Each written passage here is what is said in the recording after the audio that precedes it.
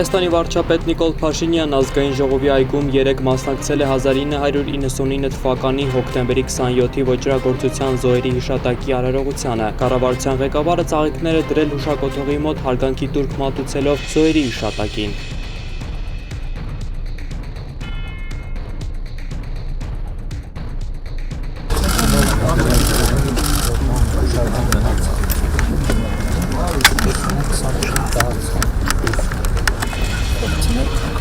Մենք ճիշտ ասած մեզնից կախված արել ենք, մենք հատիկ նորից ասել արագասն չէ դե բան նախաճուծին Դե համոզված եմ որ կա ոնց կա Բարի ձեզ Հարացած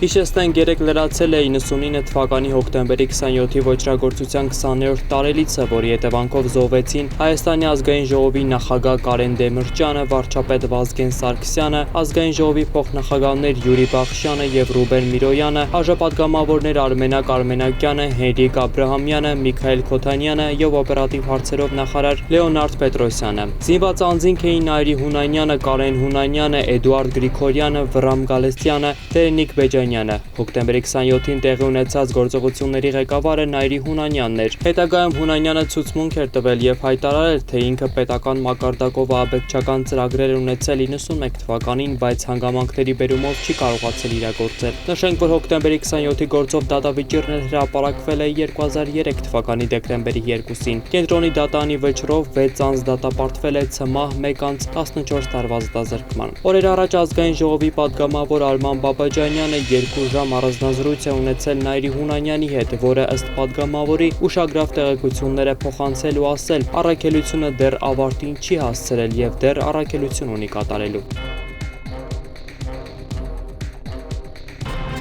Երկրապագամավորական միության վարչության նախագահ Սասուն Միքայելյանը եռաբլուրում լրագրողների հետ զրույցում անդրադառնալով երկրապահների ԵԿՄ-ից դուրս գալու մասին լուրերին հերքել է նշելով նման բան չկա։ Հարցին ինչպես են վարչապետ Նիկոլ Փաշինյանի եւ իր հարաբերությունները, պատասխանել է, որ շատ լավ են, կան տարաձայնություններ, որոնք ընթացքում հարթվում են։ Անդրադառնալով հոկտեմբերի 27-ի ոճրագործությանը Միքայելյանը սլաքն ուղղել է Գագիկ Ջանգիրյանի կողմը, հայտարարելով. «Ժամանակն է Ջանգիրյանն ասի, թե ինչ է կատարվել հոկտեմբերի 27-ին»։ Սասուն Միքայելյանի պատմամբ հենց Ջանգիրյանը հոկտեմբերի 27-ի գործով ցանկացել է խոսել, բայց Ռոբերտ Քոչարյանը նրան թույլ չի տվել եւ հիմա ժամանակն է, որ նա խոսի։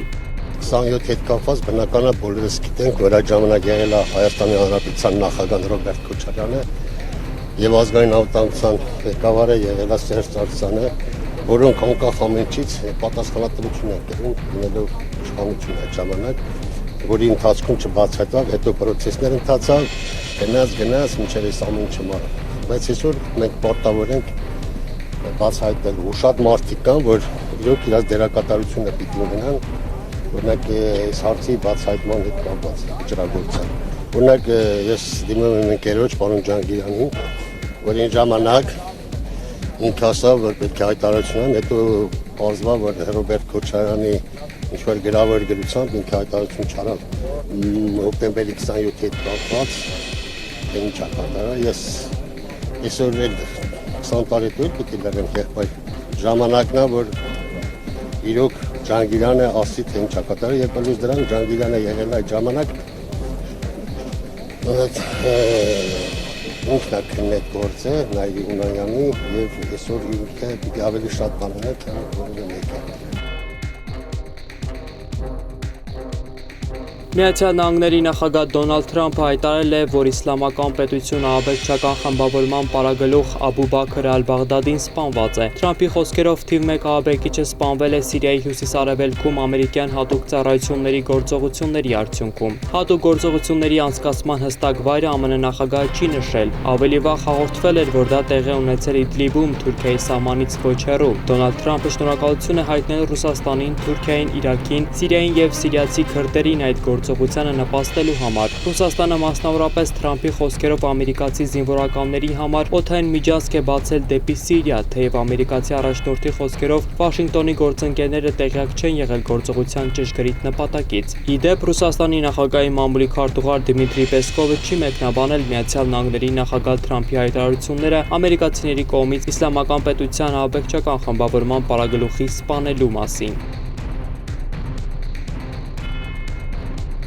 Ռուս հայտնի լրագրող եւ գրող Վլադիմիր Պոզներն ամերիկյան Կալիֆոռնիա նահանգում ելույթ ունենալիս պատասխանել է ադրբեջանցի երիտասարդ լրագրողու նկատողությանը, որը փորձել է Ղարաբաղը ներկայացնել որպես ադրբեջանական տարածք։ Լրագրողը ներկայացել է որպես ադրբեջանցի Արզու Մամեդովը Ղարաբաղից եւ դիմելով Պոզներին հայտարարել Ղարաբաղի անկախությունն ընդունված չէ աշխարհում։ Ինչպես հայտնում է Ռուսարմինֆոն, դրանի պատասխան Պոզներն ասել է, որ Լեռնային Ղարաբաղը պաշտոնապես ճանաչվում է որպես Հայաստանի տարածք։